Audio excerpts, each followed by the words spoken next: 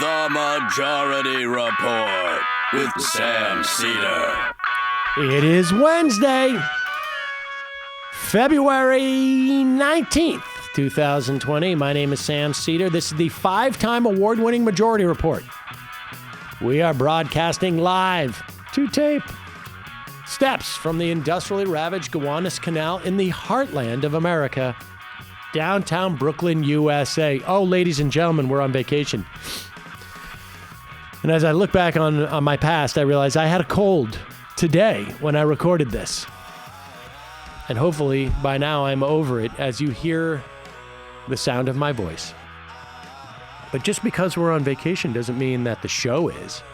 The show is not, in fact. In fact, we have all new, brand new content for you. Well, mostly all brand new. Some content you've never heard before, and then other that is totally brand new.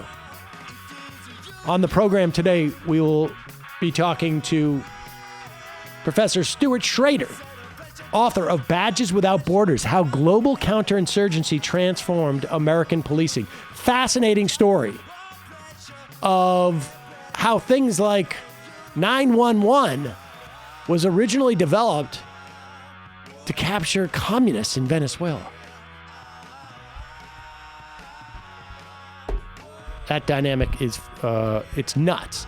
The other thing that we will have for you today is an interview I did with Andrew Romanov. He is the progressive running against Hickenlooper, right? Is it Hickenlooper? Yeah, he's running against Hickenlooper in Colorado to defeat Cory Gardner. Cory Gardner is in deep, deep doo-doo, as it were. Donald Trump, I think, is 18 points underwater in Colorado. And Cory Gardner voted with him on just about everything, particularly the impeachment. He will also end up voting for Medicaid cuts, more or less. So there's a real pickup opportunity there, and we want a progressive. We don't need to have a Senate full of Joe Liebermans on the Democratic side, and that is what we're going to get with Hickenlooper.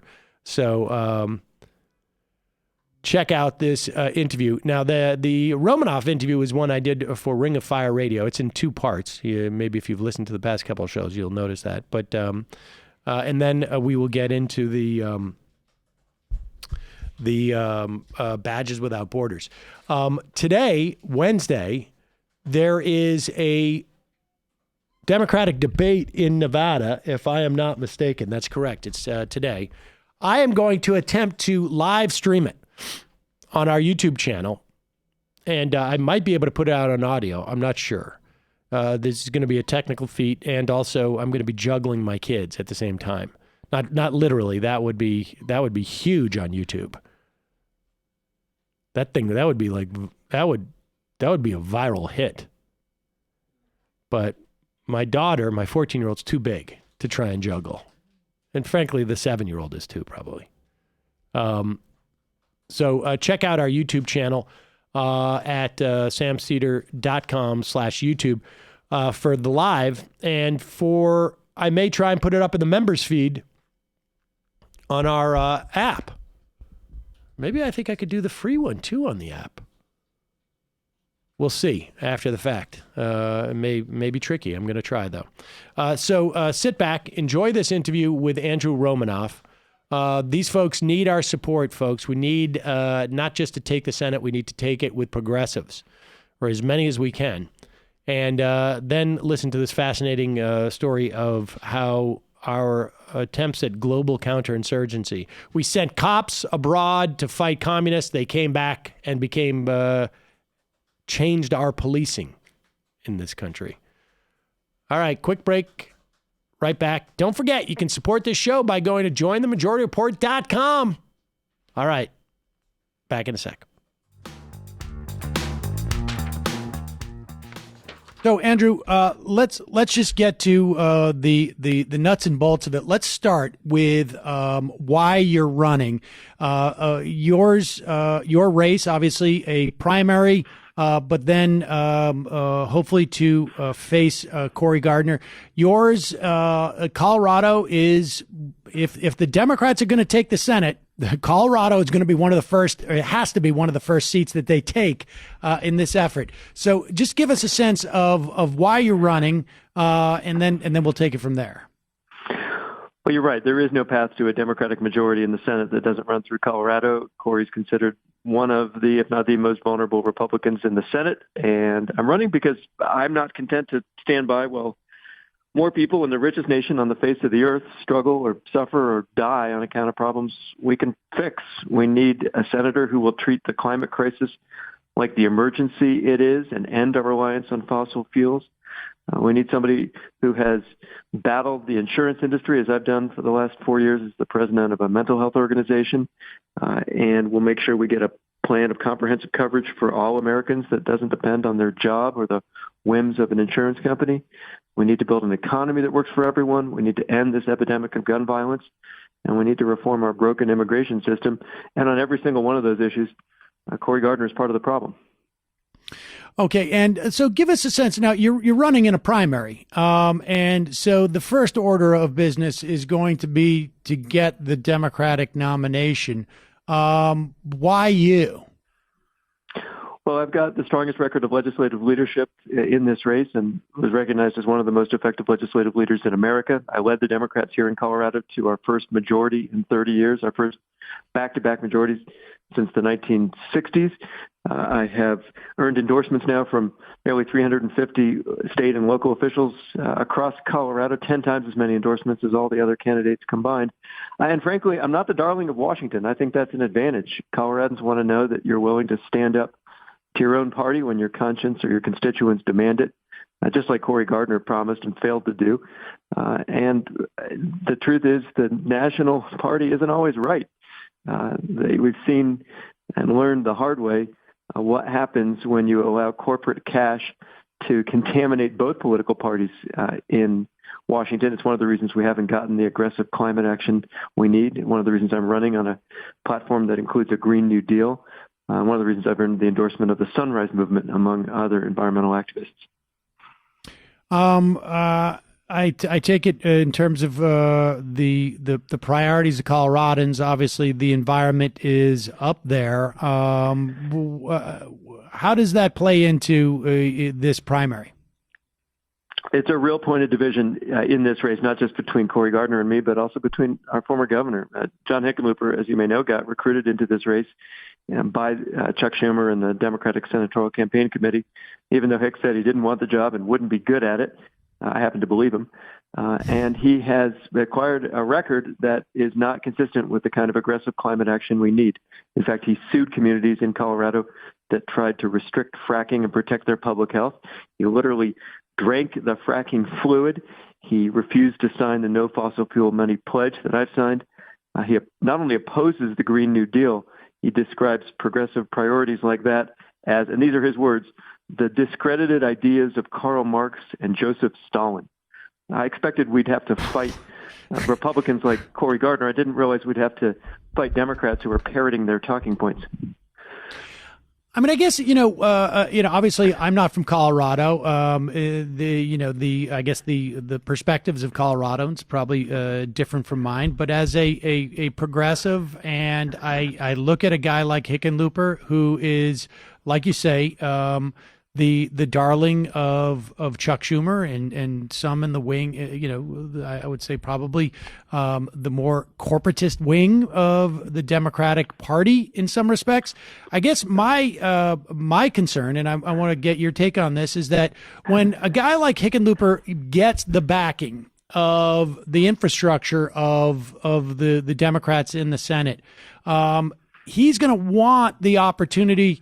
There's going to be gives and gets back and forth. And I know that there isn't sort of like a broad acceptance of a very aggressive climate change program across the Democrats. Where does that come in? I mean, when they start to horse trade like that, I mean, you've been in a legislature, you have an understanding of these dynamics.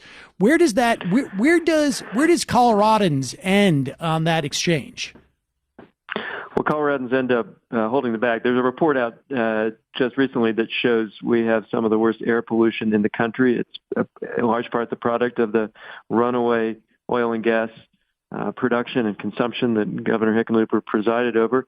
And you're right, this aggressive approach that we're taking to the climate emergency.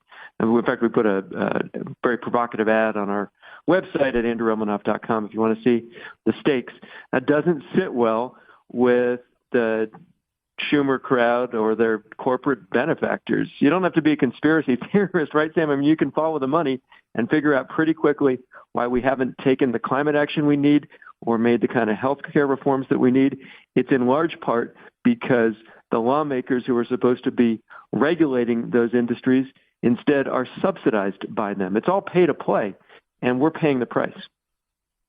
I mean, one of the things that we saw when the Democrats took over the House was Nancy Pelosi immediately trying to shut down this notion of a Green New Deal. And if the Democrats get the Senate back, what's the opportunity? How does that change the pressure on the House to start to accept that if we have enough, frankly, senators like yourself who are prioritizing something like this? Well, you hit the nail on the head there, Sam, right? It's not enough just to take a majority, although that's key, to hold the House, to flip the Senate, to take the White House. I would argue also to kill the filibuster, which is blocking progress on a lot of these fronts. But we got to make sure that we elect Democrats who bring the courage of our convictions to Washington. And frankly, I take a lot of inspiration from the young folks who are leading this charge. For example, the Sunrise Movement, which, as I mentioned, has endorsed my campaign, has done more to address this climate crisis than most of the adults were paying in Washington. I turned to one of the young people who was leading this charge, and I expressed my admiration. And he turned to me and he said, "Well, no kidding, Grandpa." And he didn't actually say Grandpa. That was just the sentiment. He said, "We're going to be here a lot longer than you are." And I think young people understand that. And it's one of the reasons that we need them to put pressure on the folks in Washington, because this change is not going to come from D.C. on its own.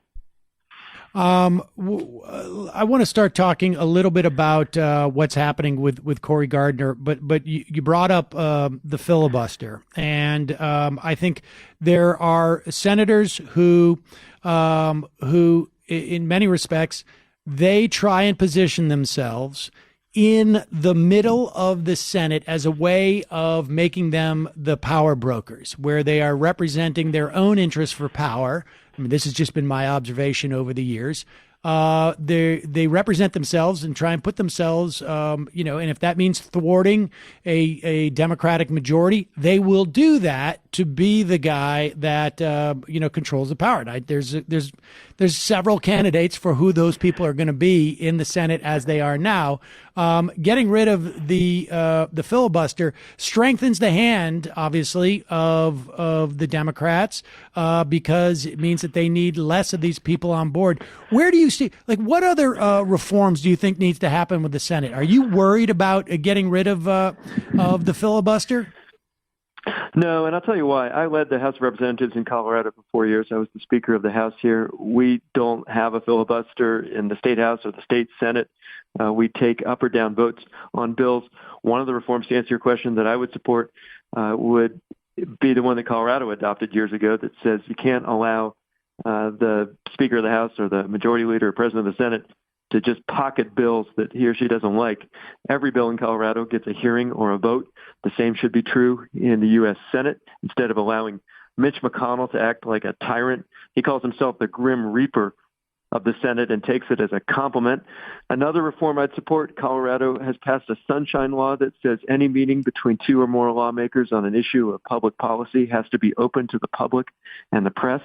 So you can't cobble together these backroom deals in the dark of night where nobody is around except the lobbyists and the politicians who are cutting those deals in the first place. I think Colorado has a lot to teach Washington about how to make the legislative process more accountable and more transparent. Folks, it's always a pleasure to advertise for The New Yorker. It's considered by many to be the most influential magazine in the world. It's renowned for its in-depth reporting, political, cultural commentary, fiction, poetry, humor. Many of the guests that we've had on this program have been have written in the New Yorker are on because of about a piece in the New Yorker. It's a guaranteed. There's never a time I've ever picked up the magazine and haven't read something that made me think, that was interesting.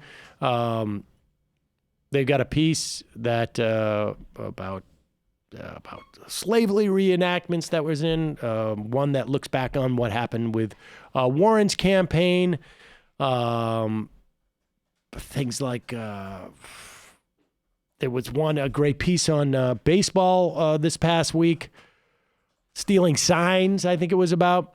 The New Yorker, regardless of what you are into, you can look at it as a website or as an app or the print magazine. If you're interested in food, if you're interested in politics, as I am, crossword puzzles, the New Yorker's exceptional writers make them unique. You got Robin Wright, who covers politics and international affairs. She won multiple awards for her writing, including a National Magazine Award for the first piece she ever wrote for The New Yorker in 1988.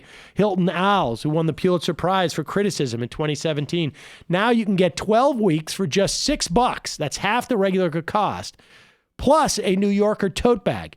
You'll get home delivery of the print edition each week, plus unlimited access to NewYorker.com. That also includes app access, online archives dating back to 1925, just a year or two before I was born. Crossword puzzles and more. Get 12 weeks of The New Yorker for just $6. You didn't even say anything, Matt. You didn't even blink at that. You weren't even listening. I was not born in 1925. Plus an exclusive tote at NewYorker.com/majority. Go to NewYorker.com/majority. Honestly, my parents are impressed that this show is referenced relative to that publication. NewYorker.com/majority. You'll save 50% when you enter the code majority at checkout. And also, folks, we're still just not even 60 days out from New Year's. You've all made your resolutions. You want to get fit in 2020? You don't have to join a gym. You don't have to pay a ton for overpriced exercise equipment. The best way to get in the greatest shape of your life is with Echelon. Go to echelonfit.com and discover the EX connected fitness bikes. It's all the rage now. What do they call that? Spinning or something. That offer a high-quality, at-home cycling experience at less than half the price of a Peloton. Echelon makes beautifully engineered products for everyone. Busy moms, busy dads, first responders, elite athletes, whatever your activity level is, this is for you. And with daily live and on-demand studio classes right in your home, you never have to step foot in a gym. Those things in New York cost an enormous amount of money. I was shocked. You're going to love Echelon. And you'll also be joining the hundreds of thousands of men and women who are getting fit with their bikes and on-demand studio classes already. If you aren't 100% satisfied, they'll give you your money back. You don't have to pay a ton for a Peloton. Sorry. It's just... shouldn't be giving away stuff like that for free. I know. Buy an Echelon bike today for under $1,000. That's like, in this city, that's like 6 months of going to one of those classes there. Go to echelonfit.com/Sam to learn about their limited time free Apple iPad. That's nuts. And complete details of this exclusive offer. It's Echelon. It's your time. That's Echelon, ECHELON, fit.com/Sam. echelonfit.com/Sam. All right, now back to our interview with Romanoff, and then we'll follow it up with my interview with Stuart Schrader on Badges Without Borders, how global counterinsurgency transformed American policing. As you've mentioned, that climate change, obviously a huge priority for you, and obviously the clock is ticking, and certainly from Colorado. I mean, there really is few places in the country, I think, where we don't begin to see the implications of this. But of course, we're seeing it all around the world. You also have, as one of your priorities listed on AndrewRomanoff.com, is ensuring health care for all. Where are you in the spectrum of the various plans that we hear, particularly in the context of the presidential election? What plan do you support? Is there legislation that's been introduced in either body that you support at this point? What is your theory of the case? Yes, I support Medicare for all, and I'll tell you what I mean and why. One, I think we ought to strengthen Medicare by adding some benefits that aren't covered now, like dental and vision and hearing and long-term care. And two, I think we ought to lower the age of Medicare eligibility to 0, which was part of the proponents' original plan. If you go back to 1965, when LBJ signed Medicare and Medicaid into law, the idea then wasn't that you would stop with seniors, giving them the security of health care that can never be taken away, although I'm glad we got there. It was instead to extend that same protection to all Americans.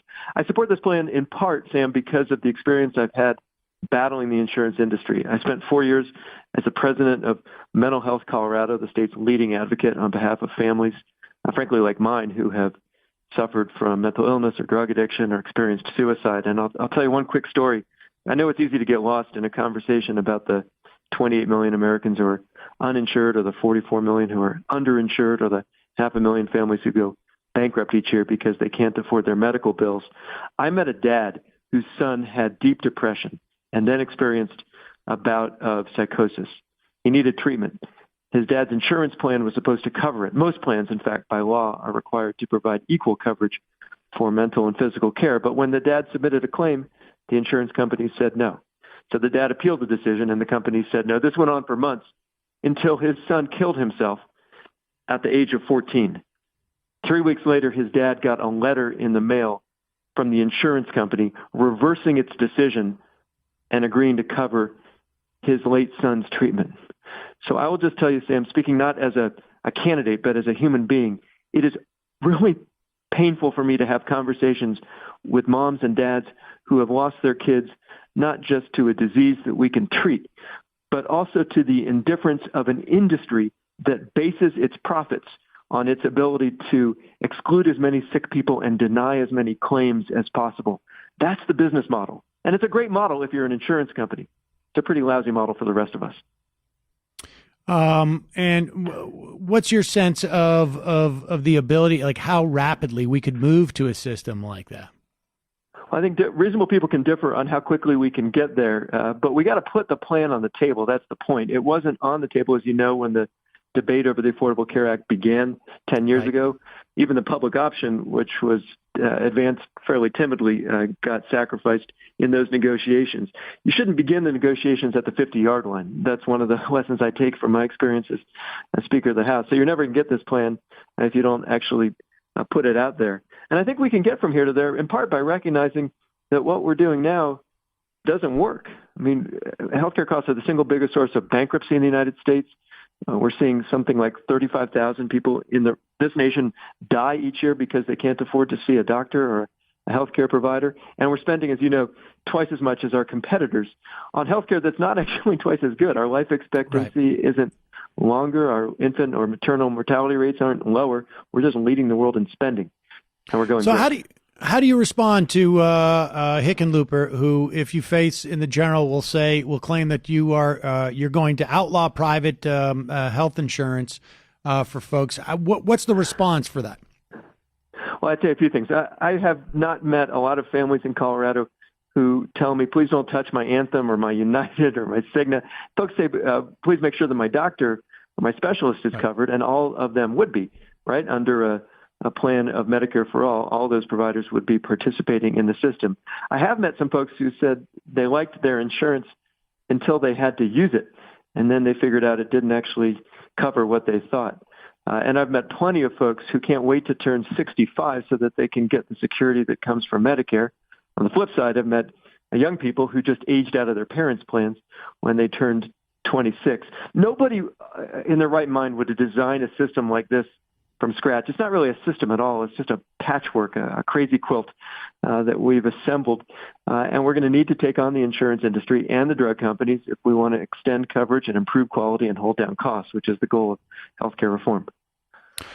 So you are a longtime educator. Let's talk a little bit about public education. I can see from your priorities on your website at andrewromanoff.com that you want to guarantee essentially universal pre-K and full-day kindergarten. Talk about that briefly, and then let's talk about the other end of the educational, I guess, journey, higher education. Sure. I've met enough elementary school teachers and parents who can tell you that the kids who get the advantage of high-quality early childhood education are more likely to do well in school and less likely to fall behind or drop out. So the advantage of high-quality preschool and full-day kindergarten are obvious and monumental. It's one of the reasons that Governor Polis and the legislature here in Colorado are taking steps in that direction. I think it's a guarantee we ought to extend to all Americans. And it's one of the reasons I fought so hard when I was in the state legislature to increase funding, not just for early childhood education, but for our schools generally, where funding lags the nation.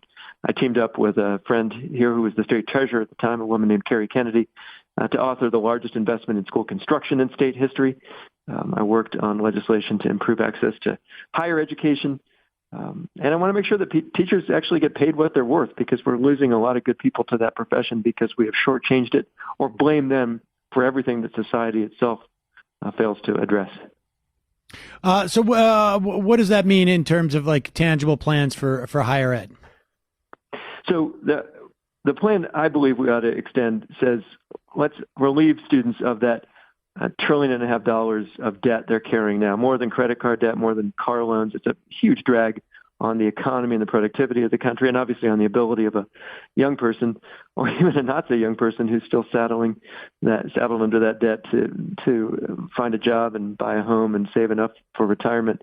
And I think just as we made a commitment in this country that a free education would be available through 12th grade, we need to recognize that a high school diploma is not enough to train someone for the sorts of jobs that the economy is now creating. It doesn't have to be a 4-year degree, because not everybody wants one or gets one or needs one, but it's got to be some kind of post-secondary training.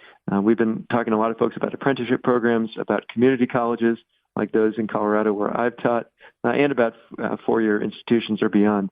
I think we can make that commitment as a country. Several pieces of legislation in Congress that would do it. Obviously, the feds can't pick up the whole tab, and so most of the bills I've seen allow for a state share as well. And to be honest, Colorado needs to do a better job. We fell to something like 49th in the nation in public support for higher education and lost good jobs to other states that more effectively made that investment. We just have a minute left. I think, you know, the importance of having a progressive senator fill one of the seats that hopefully will be taken from a Republican is huge for progressives across the country. What do you need to win at the very least in the primary, and then of course we'll see in the general? We need the resources to win. We're being outspent heavily by not just Cory Gardner's campaign, but by the Schumer gang in D.C. that's bankrolling the opposition. Folks can contribute at andrewromanoff.com. Our polling shows if we win the nomination, we'll win the whole thing.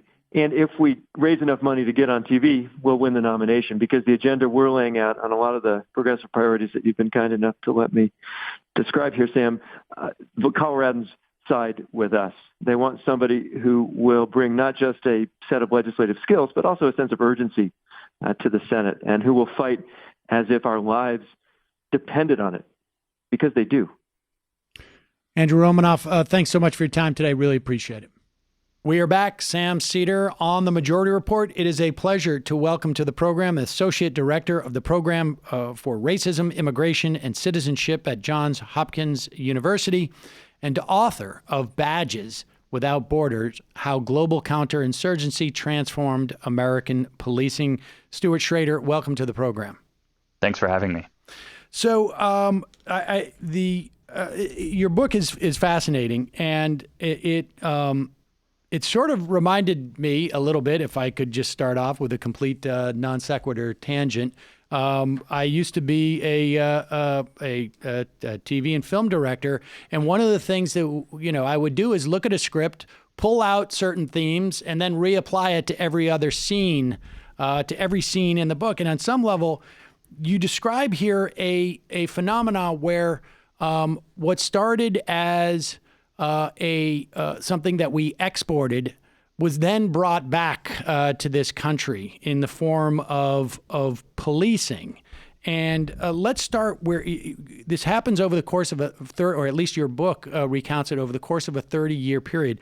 Let's start with I guess it starts with the OPS largely, and this program to professionalize police around the world. What was the impetus for that? Yeah, the impetus behind OPS, the Office of Public Safety, was to upgrade and enhance the capabilities of police around the globe, primarily in what we would call, or what were called at the time, third world countries. The United States offered this type of assistance to about 52 countries, and the Office of Public Safety officially got its start under the Kennedy administration in the early 1960s, but some of this work had been already ongoing going back into the 50s using some of the same personnel. And the idea was that the Cold War meant there were many countries around the globe that were at risk of becoming communist countries, becoming allied with the Soviet Union or China, and after the Cuban Revolution with Cuba. And U.S. national security officials believed that the best way to prevent those countries from undergoing a communist revolution was to bolster their internal security resources. They use the phrase internal security a lot. And those resources, of course, to some degree consisted of military resources, but also to a large degree consisted of police resources. And the thinking of the police experts who staffed the Office of Public Safety was that using basically everyday policing techniques that were used in the United States would be the best way to bolster the police capabilities of these countries around the globe. And so, as I show in the book, in Badges Without Borders, I show that the people who staffed the Office of Public Safety were largely well-experienced veterans of policing in the United States who traveled abroad and brought with them their ideas that they had honed in their own law enforcement careers here. But they also confronted many somewhat different experiences and situations overseas. And then when they came back to the United States, they brought some of that knowledge that they had gained overseas back to the United States. And they also, importantly, brought with them technological innovations that they had developed for overseas use.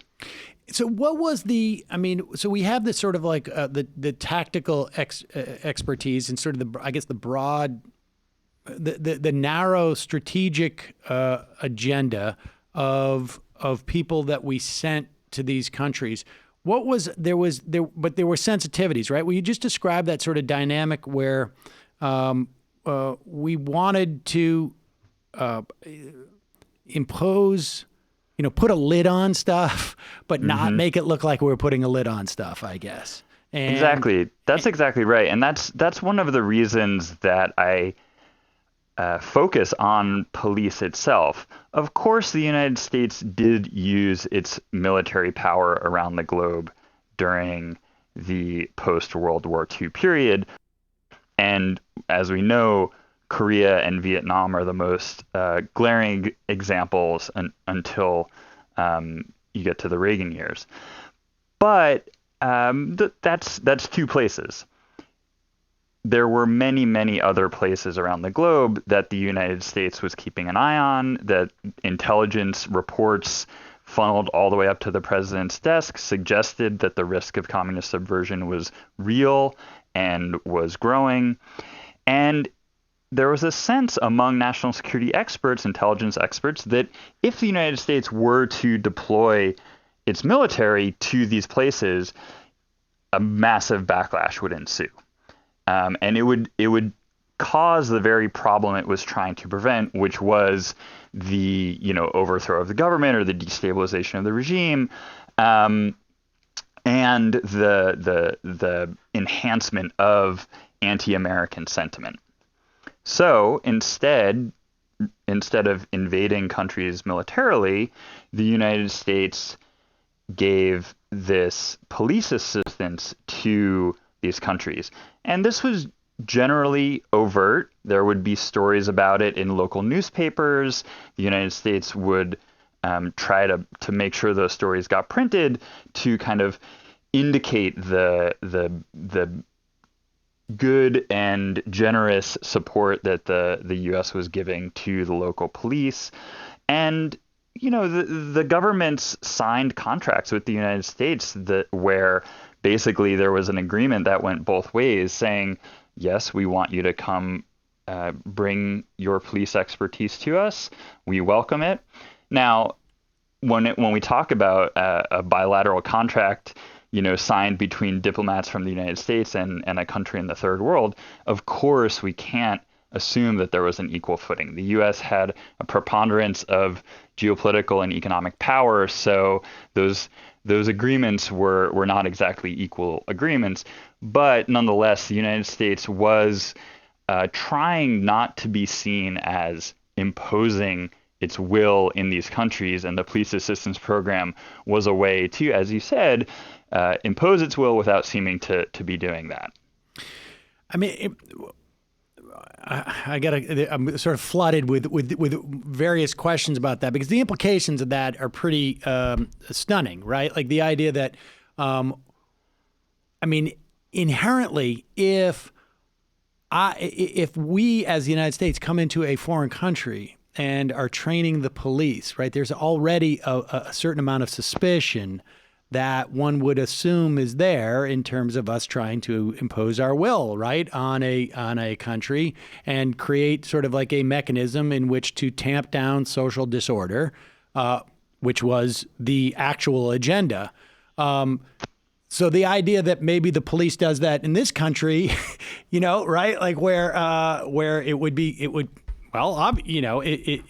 it sort of, that's sort of the point of the book on some level. But all right, so let me just ask this, because to what extent did the strategy, how much of that strategy existed, do you think, in this country prior to that time, before it comes back, where the sort of tactics are updated and perhaps maybe the philosophies are slightly updated, downgraded depending on your perspective? I mean, I'm thinking now of, Chris Hayes has a book of A Colony Within a Nation, which talks about the idea of policing, at least for, significant portions of our population, has been about control, as opposed to maybe other parts of the population where police has been more about like protect and serve. How much of that philosophy was in existence prior to these folks being sent abroad to apply that philosophy in places where we perceived there being a chance of social unrest and the danger of communism? Right. I think that mid-century policing experts were, on their own terms, caught in an irresolvable contradiction. On the one hand, they were resolutely opposed to communism. They were certainly not on the side of labor. Many police leaders throughout the country went through a training program overseen by J. Edgar Hoover at the FBI. Their politics were conservative. They were oftentimes bigoted, oftentimes in their local settings, police were there to enforce the color line. On the other hand, a lot of the police experts also believed that policing was a profession that should be taken seriously, accorded a certain level of social esteem and prestige, and that could be informed by scientific methods and required a certain kind of technical expertise and sensibility.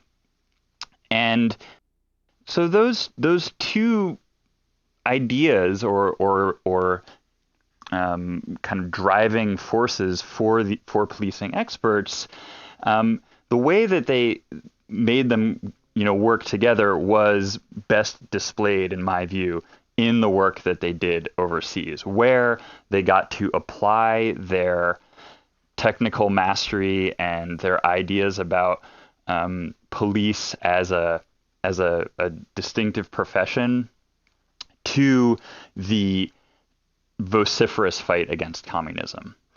Domestically, of course, during the Cold War was no question that fighting communism was, essential.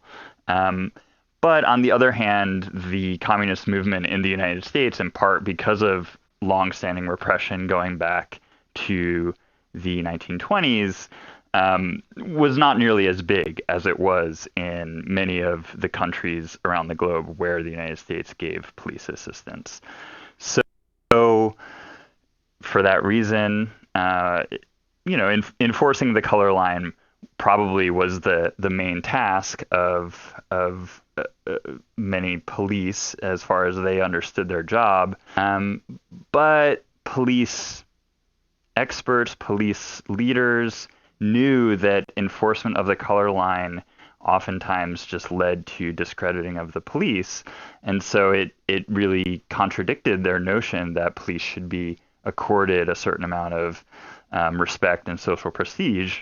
And the most kind of obvious example of this was during the early civil rights movement, when there was nationally broadcast scenes of just vicious police violence against peaceful civil rights protesters.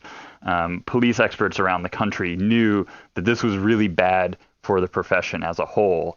And even if they may have agreed with the idea that civil rights protests should have been repressed and it was necessary to clamp down on it, they were not happy about the kind of public relations disaster that ensued. What did it look like in these countries in terms of, because this is tied into your notion of U.S. imperialism. Mm-hmm. And what did it look like in terms of like what they were going to do? If to juxtapose it with this idea of like, to maintain our perspective on police as being sort of, neutral arbiters and having a professional code and it not being dictated by racism, let's say, and, I guess Bull Connor makes us look bad because he's not being professional about this. Like what was the practice right that they used in these foreign countries? Sure. So the assistance program consisted of basically three main categories. The first was technical assistance, where, and of course, in many forms of developmental aid, technical assistance is central.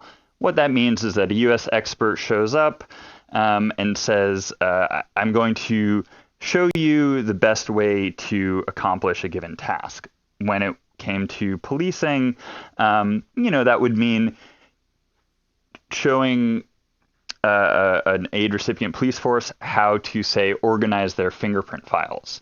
And they would, of course, the United States would also provide the materials for fingerprint files. So that's another category, is providing materials. Now, that was the most expensive category because a lot of the materials, were not so cheap and small as a fingerprint kit. Of course, they were automobiles, motorcycles, guns, ammunition, and so forth. And then the third category was training, because of course, once you have a fingerprint database system, once you have the actual materials for it, you need to train cops in how to, take fingerprints and so on and so forth. Training typically happened at a higher level. It wasn't ranked the lowest ranks. It was more middle ranks of officers, with the idea that when the United States trained the middle rank officers, they would, or even the highest rank, they would then go back to their home countries and train their own officers in the way that they had been trained in the United States. And so the United States operated a police academy in Washington, D.C. called the International Police Academy from the early 1960s into the middle of the 1970s. And approximately 10,000 police from other countries attended the International Police Academy. And many of them went on to lead various forces in their home countries, whether it would be, the equivalent of a state police force, all the way up to being the kind of top level official, the equivalent of J. Edgar Hoover in the home country. And so they do this, and the idea is that they're going to have the capacity. I mean, is the idea that they're just going to stop nascent like insurgencies, or is the idea that they're going to stop? Yes. Okay, so like, how does that? Do these police forces, like, how do they do that? I mean, how do they do that? Well, like, I mean, are they like, is it like, is it Elite Force? Like, that movie, those movies, right. Like, are they going in? Right. I mean, how? Yeah, or does it just happen? It's a good question, and I think that in some ways it's a little bit hard to visualize because we have a kind of Hollywood vision of what it takes. Right. But the argument of the officials I look at in Badges Without Borders was that it just required good old-fashioned police work. Now, that's not to say that there weren't specialized forces. There certainly were, and the United States helped to create highly trained and highly skilled, more specialized forces, akin to, on the one hand, the kind of Red Squad that we know from U.S. history, or on the other hand, to what today we might call a SWAT team. But generally, the idea was that the best way to make sure that there was not an infiltrating band of subversives who might be riling up the population was to engage in regular police work. So, of course, one of the ideas that is a premise underneath all of this is that subversives typically came from outside and came into a country, and they were not native to a given country. They were sent by Moscow or wherever. So what that meant was you needed police who could control a border. You needed police who could do customs inspections. Customs inspections would turn up everything from illegally trafficked guns and ammunition to pamphlets of subversive propaganda. You needed to be able to effect car searches. You needed to be able to engage in stop and frisk. You needed to be able to check IDs. And in countries where there was not already a national ID system, the Office of Public Safety helped to introduce national ID cards or various other types of identification systems. And the idea behind that was, how are you going to know who the population is and whether somebody is, where they're supposed to be, is telling you the truth about where they work, what their business is, and so on? How will you ever be able to know if you don't have a kind of baseline set of data and an implement to check against? Did they introduce like driver's licenses and stuff like that? Yeah, exactly. And in fact, many of the, of course, a driver's license is such a very pedestrian technology. We all have them and we don't think much about it. But, a driver's license has to be tamper-proof. It has to be somewhat durable. So the technologies that companies came up with to develop tamper-proof, durable cards that everybody could carry, many of those companies had a lot of their technological innovations start in the 1960s through the Office of Public Safety programs contracts. So creating a durable tamper-proof ID card for Southam helped companies in the United States to develop the exact same thing for use in the United States. I met a guy at a college reunion a couple of years back. I didn't particularly ever like him, but he was like bragging to me that he was working with like some type of security firm that was going over to. He didn't tell me exactly, but I got the sense it was like some type of repressive regime in the Middle East. I'm like, we're doing facial technology, and I'm like, oh, that's horrible. And I mean, that's the way it works, right? Like, we go, we develop the technology there, and it's just a matter of time before it comes back to the United States. I mean, I probably should have had you tell this story up front, because this, in many respects, I think captures it more than anything else. But 911, will you outline what, we all think like this is great, Sure. 911, but it's a little creepier when you start to hear how it was developed, and it gives you a sense of like what the foundations are for it. I'm not sure exactly how you would express it. Yeah. I think that's right. Foundations is the right term. Part of what I'm trying to show in Badges Without Borders again is that yes, many of these very everyday, normal aspects of law enforcement that we probably tend to take for granted have, if not distinctive origins, they have at least partial origins in testing in the of overseas counterinsurgency. So the 911 emergency call number is an example. It was first the idea of introducing a single number that everybody could call and would get through to a unified kind of emergency services switchboard was introduced in Venezuela. And of course, this is sometimes, given contemporary U.S.-Venezuela relations, seems a little funny, but the United States gave a great deal of security assistance to Venezuela in the 1960s, and that was one of the places where the number was tested. And some U.S. policing experts, law enforcement experts, were really opposed to the idea of a single number that everybody could call. And, there were various bureaucratic reasons for their skepticism that it would be a good idea.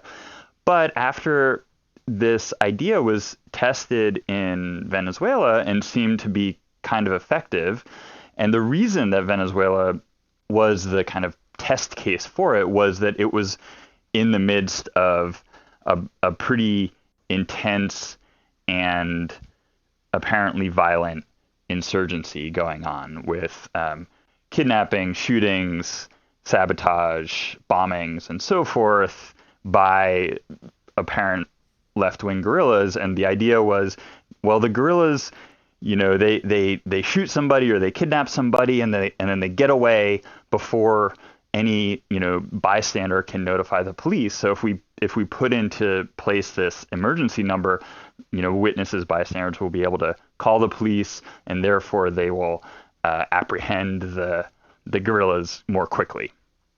So once it happened that it was instituted in Venezuela, some of the advisors from the Office of Public Safety who were instrumental in that implementation came back to the United States and talked to their law enforcement counterparts in the United States, and ultimately the recommendation came through. It was already something that people were talking about in law enforcement circles, but some of the skepticism about whether it would work was alleviated based on the examples that they brought back with them from Venezuela. And then, toward the end of the 1960s into the early 1970s, the single emergency number started to become really widely adopted. And the idea was that having a 3-digit number that everybody could remember was the best way. And now, of course, every so often there will be a news story about a 2-year-old or a 3-year-old who calls 911 because they've learned it and it's easy to memorize. Nobody in those news stories says, well, it has its origins in urban counterinsurgency during the Cold War in Venezuela. So this is ultimately, I think, what the book is about, and we have, and you break it down into sort of like there are 3, I guess, characters that capture this. Maybe let me ask you that first before we get to that sort of like broader implications of something as, like you say, pedestrian and ubiquitous as 911. Like, what are the implications that it comes from that? From its origins, but there are 3 major characters who sort of like I guess are the tent poles of the processes here. Right. Byron Engel, and who was of the OPS, and Sagalin, Arnold Sagalin, who ended up coming back to, who was also, I think, involved in that as well. And then Robert Comer, who developed Chords.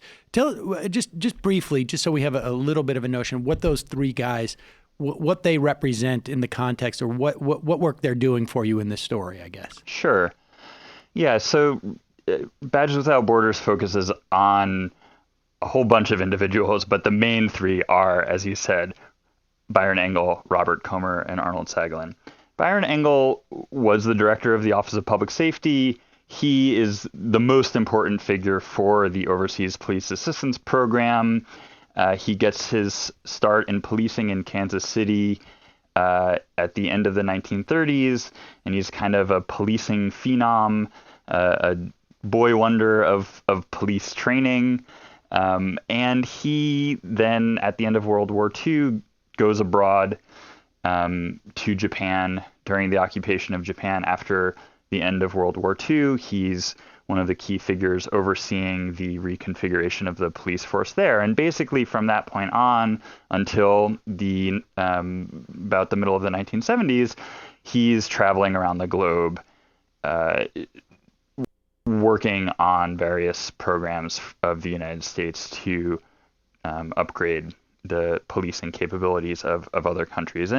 And he has affiliations with the CIA during the 1950s, and he's kind of the most consistent figure throughout this history that I follow. Robert Comer is a national security council figure.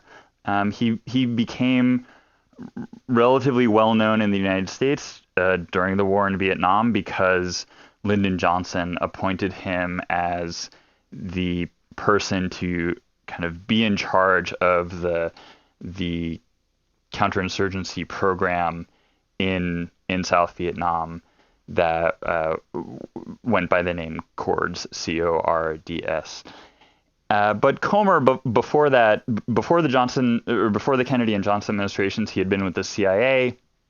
When he comes into the Kennedy administration, he is one of the people tasked with figuring out how to stem the tide of communist insurgency in the Third World. And through his CIA background, he knows about what Byron Engel has been already doing, and he is quite insistent that using police to prevent communist revolution is the best way to go, as I already indicated. And he is instrumental in helping create the Office of Public Safety and to give it a sort of firm bureaucratic station, which basically means a strong budget line.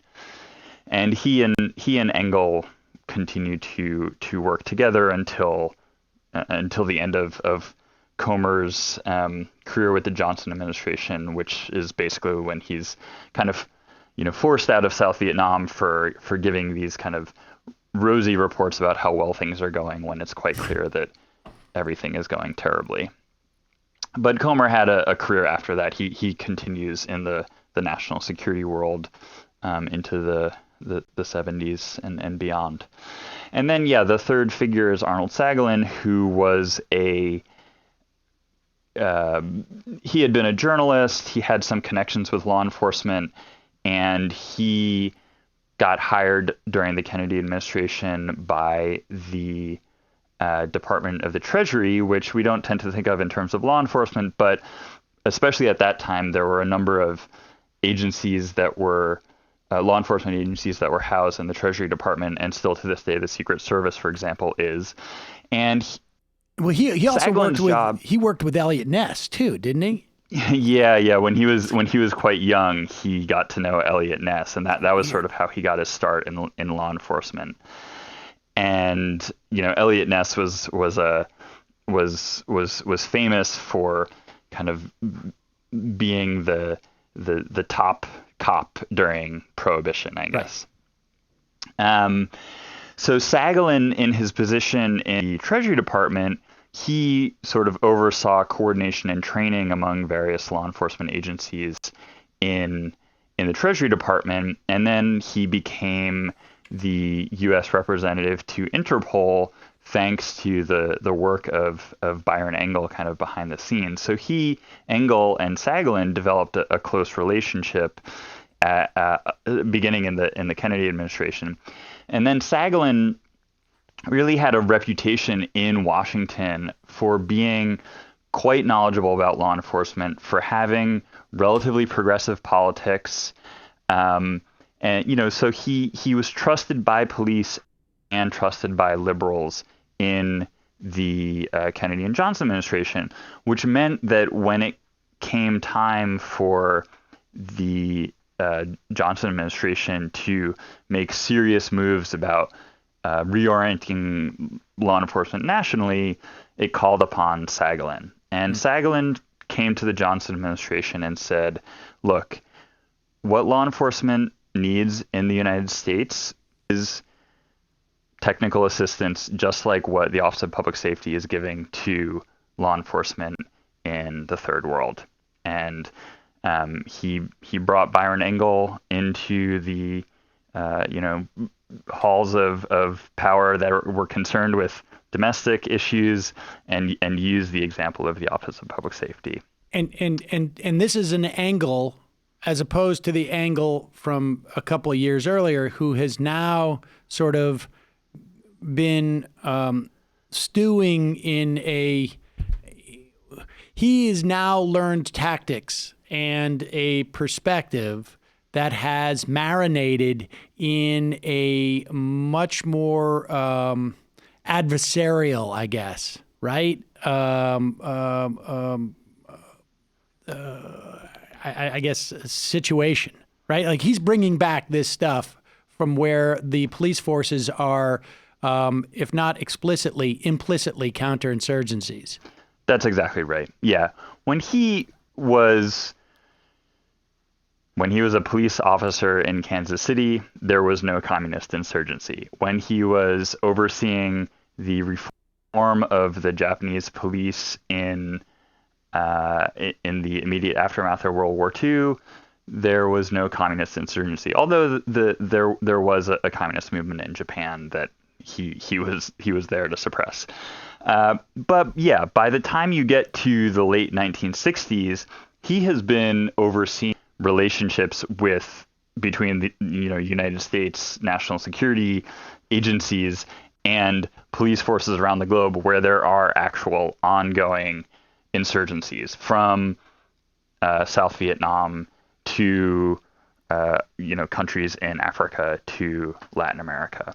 So yeah, he has now experienced a great deal of political instability and unrest, and he has been overseeing the efforts of police to, if not prevent, then to stamp out these types of unrest. So yeah, I take the implication of your question to be, well, how does he look at the United States in the 1960s? What is his take on the rebellions of the 1960s? And his take on the rebellions of the 1960s is, yeah, look, the way to deal with these problems is the same way we deal with analogous problems in the third world.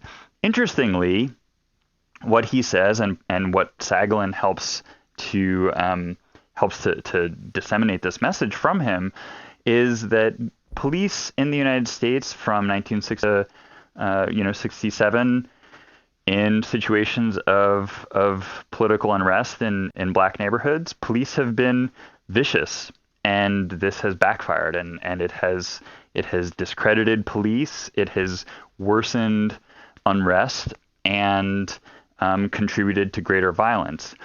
So what Engel says is, instead of being so wantonly violent by, say, for example, shooting guns wildly into crowds, as happened in, Harlem, Detroit, Newark, and so forth, police should use non-lethal, quote-unquote, non-lethal technologies, as the Office of Public Safety has been recommending in third world countries. Chief among them is so-called tear gas, the chemical called CS, which is a really strong,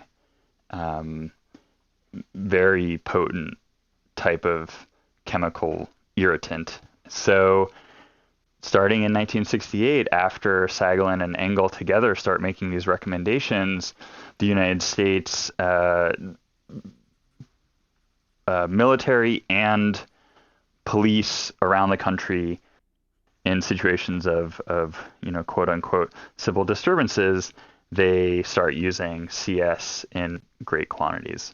And to some degree, we're talking about a situation. He's sent overseas and he comes back a hammer, and so everything's a nail on something, right? I mean, there's that quality of that's operating. So let me ask you this: with Engel, who is sort of like the manifestation of like the journey of 911 on some respects.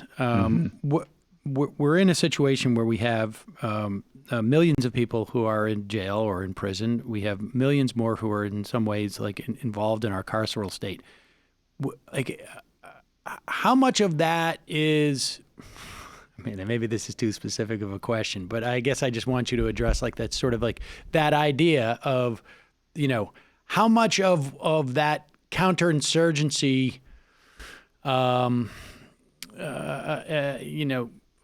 guess, how much of counterinsurgency is in the DNA of what we have in policing today? And because we don't necessarily have, and how much of that as applied to a place where we don't really have a counterinsurgency, right? Like when tools to deal with a counterinsurgency get applied to people who are not counterinsurgents. Not insurgents. Right, not insurgents, rather, I should say. Is that why we have, is that part of it? And, I know obviously another part of it is there's a lot of profit to be made here, for people, but is that in your mind, or is that, or at the very least, that's something that we should be considering? Yes, definitely. So I would say two main points on this. The first is that I think it's important to understand that counterinsurgency theory and counterinsurgency practice suggest that you don't apply it only to quote unquote insurgents. You apply it to the entire population. because the thing about counterinsurgency is that what it's trying to do is prevent people who are not politically committed or whose views are malleable to become sort of swayed or convinced to go to the side of the insurgency. There's going to be, under the premise of counterinsurgency is that there's going to be a certain number of people who are, diehard insurgents. There's a certain number of people who can be counted on to be loyal, but the vast majority of the population can be swayed one way or the other. So you apply counterinsurgency techniques to the entire population. Some of that means applying harsh security measures, but some of that means affording them various forms of developmental or welfare increasing practices. In third world countries, that would mean, introducing irrigation to help with crop yields, very, very basic things. These are part of the idea behind counterinsurgency because, well, if people's crop yields are better and they're less likely to be really hungry, well, then they won't listen to the appeals of the communist propaganda that says if you're hungry, it's because of the capitalist power structure, so on and so forth. So that's one part of it.